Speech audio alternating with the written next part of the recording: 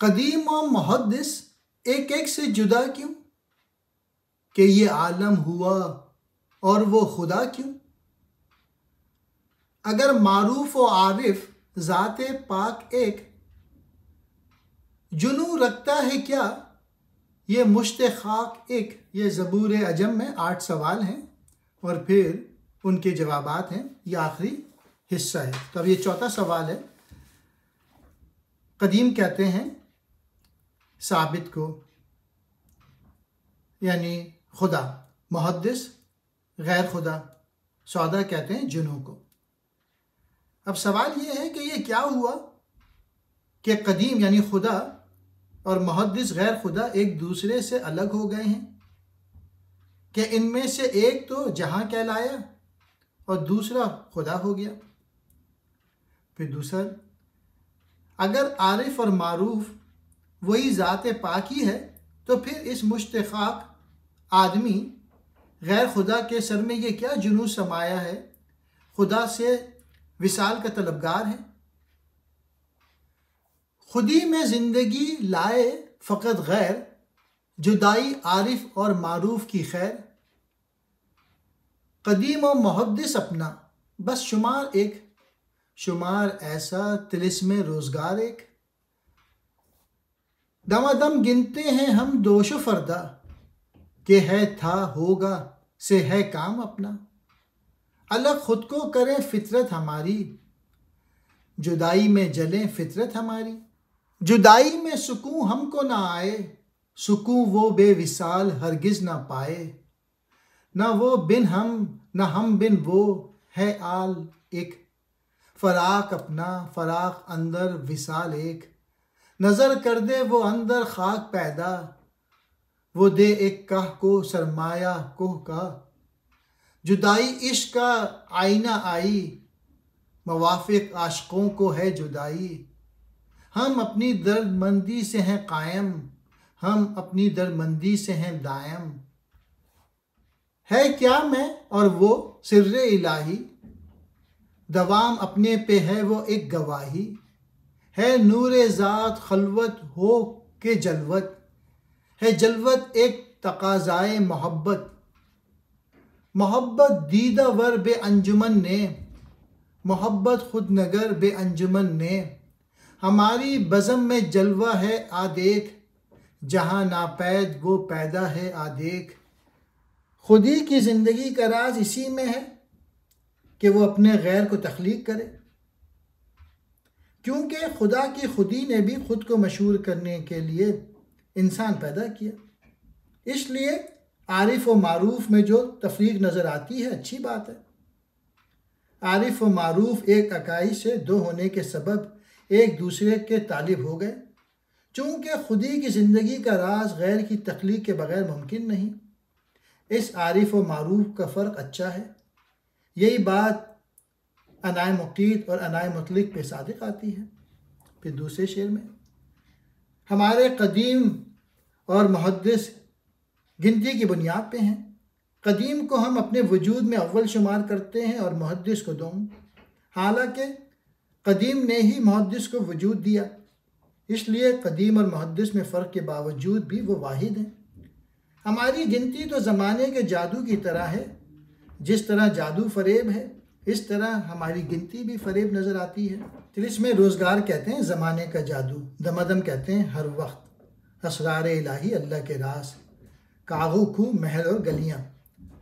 تیسرے شعر میں اقبال کہتے ہیں، ہم تو ہر دم گزرے ہوئے کل اور آنے والے کل کے شمار کرتے رہتے ہیں، ہم تو ماضی حال اور مستقبل کے جھمیلوں میں پڑے رہتے ہیں۔ پھر چوتھے میں، خود کو اس سے الگ کرنا ہماری فطرت میں شامل ہے، کیونکہ اس کے بغیر اپنا وجود کہاں رہتا۔ اب جب کہ ہم اس سے الگ ہو گئے تو اس کے اصول کی تڑپ ہمیں بے قرار رکھتی ہے۔ یہ تڑپ اور اصل تک نہ پہنچنا ہی ہماری فطرت ہے۔ پانچویں میں، اب اصل صورتحال یہ ہے کہ نہ اس کے ہجر میں ہمارا کوئی مقام و مرتبہ ہے اور نہ اسے ہمارے وصال کے بغیر چین ہے۔ اسے اپنی صفات کی جلوہ گری کے لیے ہمارے وجود کی ضرورت ہے اور ہمیں اپنے وجود کی بقا کے لیے اس کی ضرورت ہے۔ یہ وصال دونوں کے لیے ضروری ہے۔ چھٹے شعر میں، نہ وہ ہمارے بغیر کچھ ہے اور نہ ہم اس کے بغیر کوئی چیز ہے، آخر یہ معاملہ کیا ہے؟ ہمارا فراق و وصال کے اندر فراق ہے، ہم دوسرے سے الگ بھی ہیں نہیں بھی، اپنے مرتبے کے لحاظ سے وہ خدا ہے اور ہم بندے ہیں، دونوں جدا جدا ہیں، لیکن صفات کی جلوہ گری کے لحاظ سے دونوں ایک ہیں، ورنہ خدا اور بندے میں فرق واضح ہے۔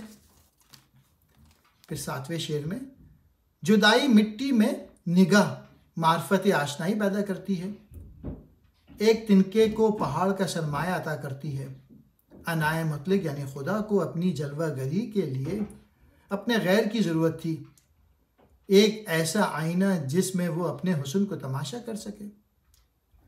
پھر 8ویں شعر میں، جدائی عشق کا آئینہ ہے، ایسا آئینہ جس میں اس کا عکس پایا جاتا ہے، جدائی عاشقوں کے لیے سازگار ہے، خدا معشوق ہے اور غیر خدا جو کچھ بھی ہے وہ عاشق ہے، عاشق اور معشوق دو الگ الگ وجود رکھنے کے باوجود انہی کے اصل کے مطابق ایک ہیں، عاشق میں معشوق ہی کی جلوہ گری ہے، فرق صرف اتنا ہے کہ معشوق کے حسن کا اپنا جلوہ ہے اور عاشق کا جلوہ معشوق کی اداؤں کے سبب ہے۔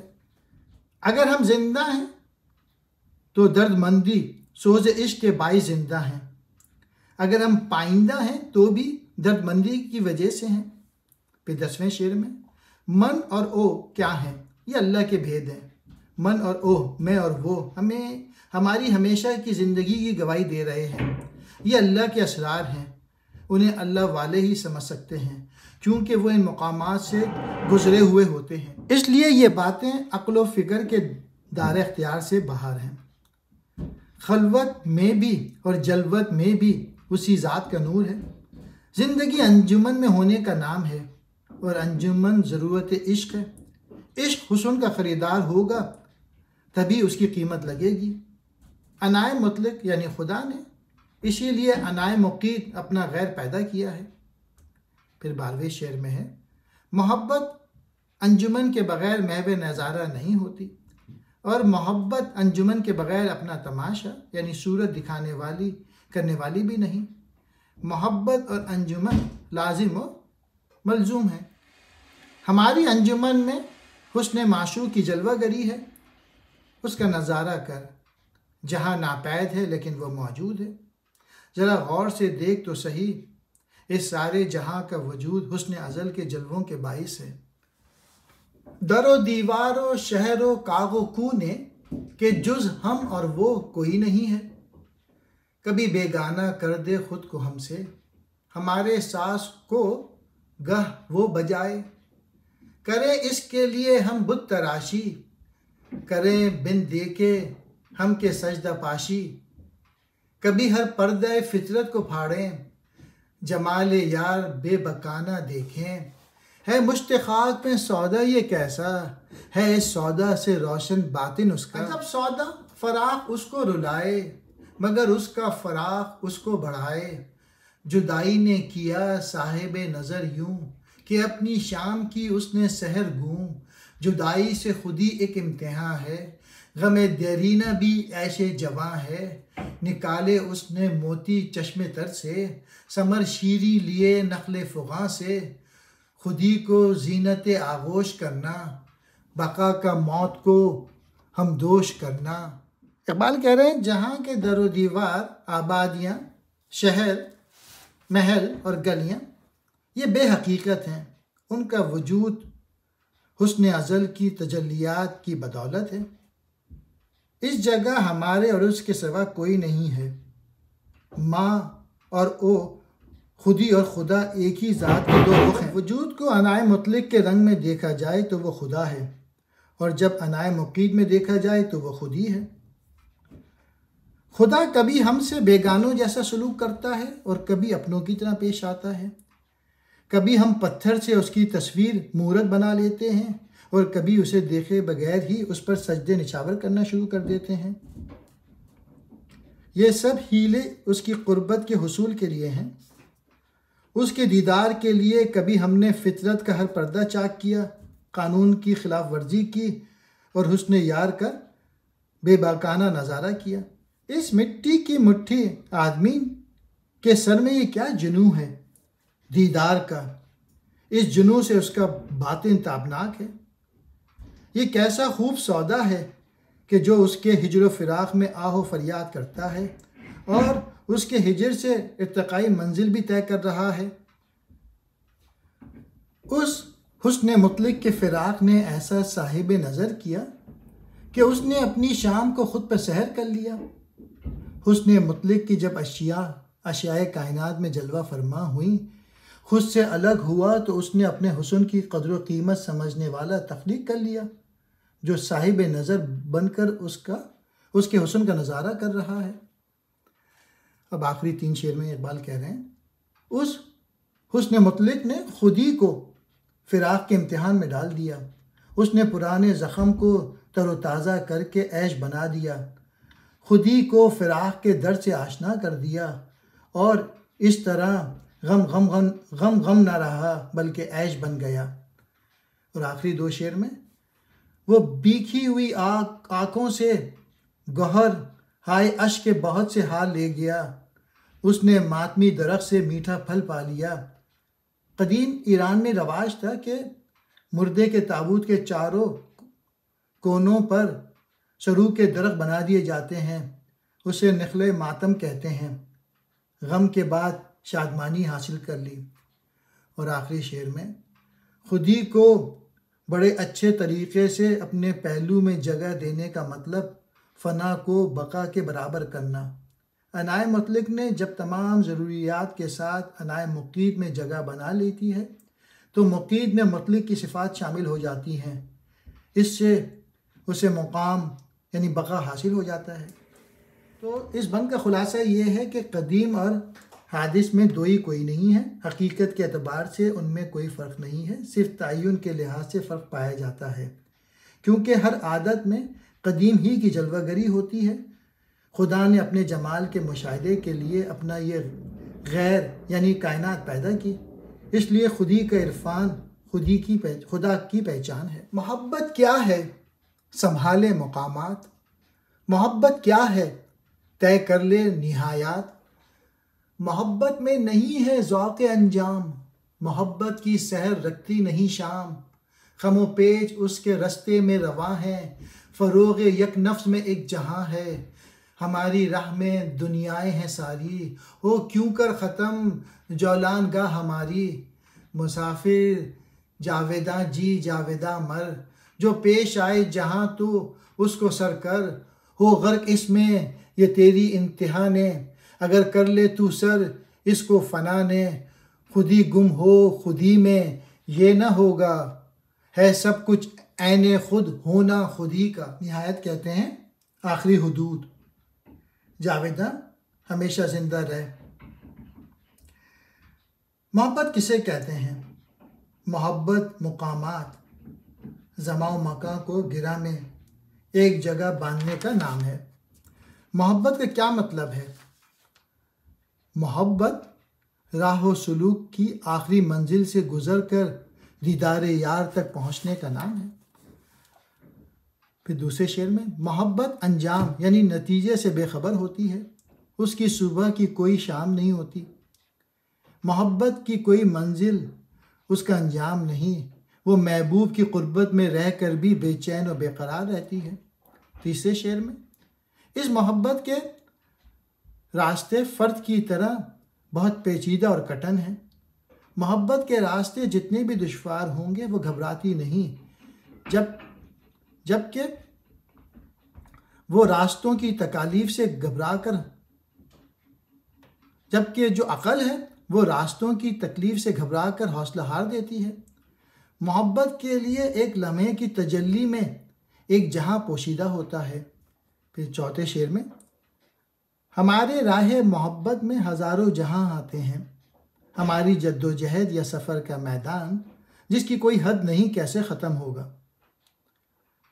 اے راہ محبت کے مسافر، تو ہمیشہ زندہ رہ اور ہمیشہ مر، اور تیرے راستے میں جو جہاں بھی آئے اسے تسخیر کر۔ ہمیشہ زندہ رہنے اور ہمیشہ مرنے میں حیران کن تضاد ہے۔ اہل تصوف کی نظر میں خود کو صفات خداوندی کا مظہر بنا کر ہمیشہ کی زندگی حاصل ہو جاتی ہے، اور ہمیشہ کا مرنا خود کو اللہ میں فنا کر دینا ہے۔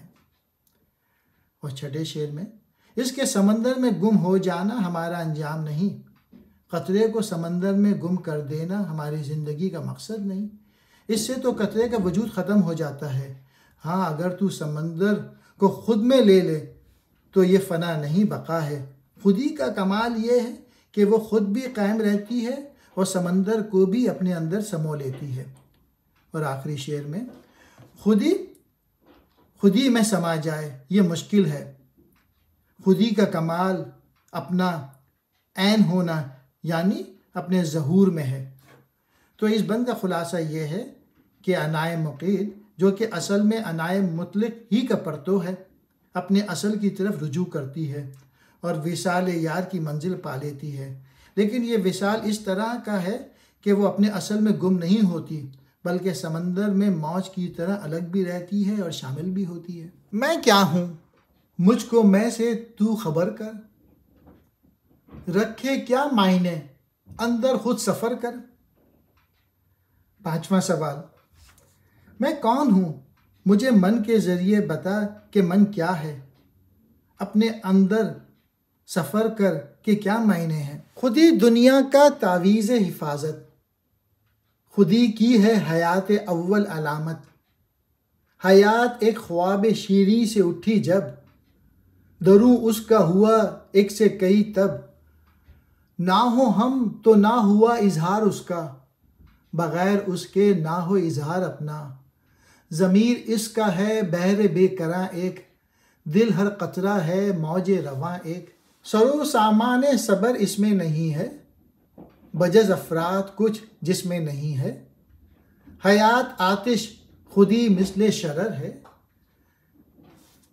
جو انجم ثابت اور اندر سفر ہے، گئی باہر نہ خود سے غیر بین ہے، وہ جلوت میں ہے اور خلوت نشیں ہے، تو دیکھ اس کو جو خود میں پیچ کھائے، جو سر پامال مٹی سے اٹھائے، نہا آنکھوں سے میوے ہاؤ ہو ہے، دمادم جستجوئے رنگ و بو ہے، دروں کے سوز سے محوے تگا پو ہے، وہ ہر دم خود سے بھی ہے کشمکش جو ہے، نظم کائنات اس کشمکش سے، کف خاکی کو یہ آئینہ کر دے، گرے نہ جز خودی پرتو سے اس کے، نہ اٹھے جز جواہر زد سے اس کے، خودی کو پیکر خاکی ہے پردہ، ہے مثل آفتاب اس کا ابھرنا، ہے خورشید اس کا سینے میں ہے ہماری خاک میں ہے نور اس سے۔ تعویذ حفظ کائنات، کائنات کی حفاظت کا تعویذ۔ پرتو کہتے ہیں عکس کو، بسیار کہتے ہیں زیادہ، شکیبائی صبر کہتے ہیں حوصلے کو، خلوت کہتے ہیں خلوت نشی تنہائی پسند، ہاؤ ہو شور و غوغا۔ اب یہ پانچواں سوال کا جواب ہے، خدا کی خودی اس کائنات کی حفاظت کا تعویذ ہے، اور اس کی ذات کا پہلا عکس زندگی ہے۔ خدا پہلی دفعہ تعین اول پر جلوہ فرما ہوا تاکہ اپنی ذات کا ظہور کر سکے، اور اس نے اپنے ظہور کے لیے نور محمد صلی اللہ علیہ وآلہ وسلم کو اپنا آئینہ بنایا۔ زندگی جب پرسکون خو ان سے بیدار ہوئی تو اس کے اندر کی اکائی کثرت میں بدل گئی۔ اب نہ اس کا ہماری نمود کے بغیر کشود ہو سکتا ہے، اور نہ اس کی کشود کے بغیر ہماری نمود ہو سکتی ہے۔ انائے مطلق اور انائے مقید دونوں ایک دوسرے کے لیے ضروری ہیں، لیکن وہ خدا کسی کا محتاج نہیں۔ اس کا ضمیر ایک بحر پیکراں ہے، اس سمندر کے ہر قطرے کا دل ایک بے قرار موج کی مانند ہے۔ قطرہ انائے مقید بحر انائے مطلق سے الگ نہیں، کیونکہ ہر قطرے کا تعلق سمندر سے ہے، اور ہر قطرے میں سمندر کی صفات بھی پائی جاتی ہیں۔ یہ انائے مطلق صبر و قرار کا حوصلہ نہیں رکھ سکتی، ہر وقت ظہور کے لیے بےتاب رہتی ہے، اور یہ اقرار کے بغیر ظاہر بھی نہیں ہو سکتی۔ یہ اکائی سے کثرت میں آ کر مختلف اشیاء میں جلوہ گر ہو جاتی ہے۔ اس کو صوفیاء و عارفین کثرت میں وحدت کہتے ہیں۔ پھر چھٹے شعر میں کہتے ہیں، چھٹے شعر میں، زندگی آگ ہے اور مختلف اشیاء کی خودی ہیں اور وہ شرار چنگاریوں کی مانند ہے۔ زندگی ستاروں کی طرح ساکن ہے لیکن پھر بھی متحرک ہے، سفر کر رہی ہے۔ جس طرح شرارے آگ سے الگ نہیں ہوتے، اس طرح صفات بھی ذات سے الگ نہیں ہو سکتی۔ ساتویں شعر میں، زندگی اپنے مقام پر ٹھہر کر دوسروں کو دیکھ رہی ہے، انجمن میں ہوتے ہوئے وہ خلوت نشیں ہے۔ اگرچہ وہ جملہ اشیاء سے موجود ہے لیکن جملہ اشیاء سے الگ بھی ہے۔ ایک دفعہ دیکھ کر خود سے کس طرح لپٹتی ہے اور وہ کس طرح پاؤں میں مسلی ہوئی مٹی سے باہر آئی۔ زندگی ہر وقت اپنے نمود کے لیے تیار رہتی ہے اور چھوٹی سی چھوٹی چیز میں بھی اپنے جلووں کا اظہار کر دیتی ہے۔ اسے چیز سے غرض نہیں ہوتی، اسے تو اپنے اظہار سے غرض ہوتی ہے۔ زندگی اگرچہ ہمارے نگاہوں سے پوشیدہ ہے لیکن اس کا شور اور ہنگامہ ہر جگہ پایا جاتا ہے۔ زندگی کو قرار نہیں، وہ ہر لمحے اپنے اظہار کے لیے رنگ و بو کی تلاش میں رہتی ہے۔ اپنے اندر سوز کی وجہ سے یہ تلاش اور جستجو اور عمل میں مصروف رہتی ہے، اس انداز سے جیسے کہ وہ خود بھی مصروف جنگ رہتی ہے، یعنی اپنی نمود کی تگ و دو میں مصروف رہتی ہے۔ اس دنیا کا نظام اسی جنگ کا نتیجہ ہے اور یہ آدم اس کی اس جنگ کے باعث آئینہ فام ہو جاتا ہے۔ آدمی اسی تگ و تو کے باعث نور ہو جاتا ہے۔ اس آئینے کے عکس سے نور اور خودی کے سوا کچھ حاصل نہیں ہوتا۔ اس کے دریا سے موتی کے علاوہ کچھ نہیں حاصل ہوتا۔ عنائے مطلق پہلے زندگی میں ظہور کرتی ہے اور پھر اس زندگی کے ذریعے جملہ اشیاء میں ظاہر ہوتی ہے۔ خودی آدم خاکی کے جسم میں پہلے سے موجود ہوتی ہے۔ اگر اس جسم خاکی کے پردے کو کس طرح سے ہٹا دیا جائے تو خودی سورج کی مانند جلوگر ہوگی۔ ہر طرف اس آفتاب کی روشنی ہے۔ کہتا ہے مجھے میں سے خبر کر، رکھے کیا معنی اندر خود سفر کر۔ کہوں تجھ سے ہے ربط و جان و تن کیا، سفر کر خود میں تا دیکھے ہے من کیا۔ سفر خود میں ہے جی اٹھنا سر نو، ثریا کو پکڑنے کی تگ و دو۔ ابد لانا ذرا بے تاب ہو کر، جہاں کی دید بے مہر منور۔ مٹا دینا تز بذب کے نشاں کا، سمندر چاک کرنا مثل موسیٰ۔ مٹا دینا طلسم بحر و بر کو، دو پارہ کرنا انگلی سے قمر کو۔ تو مجھ سے کہتا ہے کہ مجھے من کے بارے میں بتا کہ یہ کیا ہے۔ تو مجھ سے پوچھتا ہے کہ اپنے اندر سفر کرنے کا کیا مطلب ہے۔ میں نے تجھے جان اور تن میں ربط کے بارے میں بتایا تھا۔ اس ربط کے ادراک کے بعد اپنے اندر سفر اور دیکھ کہ من کیا ہے، تجھے معلوم ہو جائے گا کہ من عنائے مطلق ہی کی تعیناتی صورت ہے۔ خود میں سفر کرنا کیا ہے؟ ثریا، ستاروں کے جھرمٹ کو آسمان کی چھت سے پکڑ لینا، اپنی حقیقت کو پا لینا ہی سفر ہے اور اسی سے آدم خاکی مقام بلند حاصل کرتا ہے۔ ایک دم سے فوری طور پر اضطراب یعنی بے چینی کو ہمیشہ کے لیے ختم کر دیتا ہے اور آفتاب کی شعاؤں کے بغیر تماشا کرنا، سورج کی روشنی نہ بھی ہو تو اپنے من کی روشنی سے کائنات کا مشاہدہ کرنا، ہر امید اور خوف کے نقش کو ہٹا دینا اور حضرت موسیٰ کی طرح دریا کو پھاڑ دینا، اس بحر و بر کے جادو کو توڑ دینا اور انگلی سے چاند میں شگاف ڈال دینا، یعنی ناممکن کو ممکن کر دکھانا۔ یوں آنا لا مکاں سے پھر مکاں کو، کہ سینے میں ہو وہ کف میں جہاں ہو۔ مگر اس راز کو کہنا ہے مشکل کہ دیکھیں شیشہ، شیشہ کو کہیں گل۔ سناؤں کیا میں من کی تاب و تب کا، اٹھا دے پردہ یہ عنائے غرض نہ۔ فلک بھی اس کی شوکت سے ہیں لرزاں، زماں بھی اور مکاں بھی اس میں پنہاں۔ نشیمن بھی دل آدم کو رکھا، یہ مشت خاک کی قسمت میں آیا، جدا بھی غیر سے وابستہ بھی ہے خود میں غیر سے پیوستہ بھی ہے، خیال اندر کف خاکی کہاں ہے، سفر جب بے مکاں و بے زماں ہے زندان میں وہ ہے آزاد ہے کیا، کمند و صید اور صیاد ہے کیا، ہے روشن ایک دیا سینے میں تیرے، یہ کیا ہے نور آئینے میں تیرے، نہ ہو غافل کو تو اس کا امی ہے نادانی کہ تو خود بین نہیں ہے، اور اس خدا کے جہان لامکاں سے اس طرح واپس آنا کہ دل میں تو اس کا جلوہ ہو اور جہاں ہتھیلی پر ہو۔ معراج مصطفیٰ کی طرف اشارہ ہے۔ سفر معراج کے دوران اللہ کے نبی نے جو مشاہدات کیے اور اللہ نے اپنی نبی سے جو باتیں کیں، ان کے اسرار و رموز سے کوئی واقف نہیں، اس لیے دل میں خدا کا ہونا اور ہتھیلی پر جہاں کا ہونا کیسے ہو، یہ اللہ اور اس کے رسول ہی کو معلوم ہے۔ لیکن یہ راز کھولنا بہت مشکل ہے۔ یہ ایسا ہی ہے کہ شیشے کو دیکھنا اور کہنا کہ یہ تو سفال یعنی ٹھیکرا ہے۔ حقیقت الفاظ سے بیان نہیں ہو سکتی۔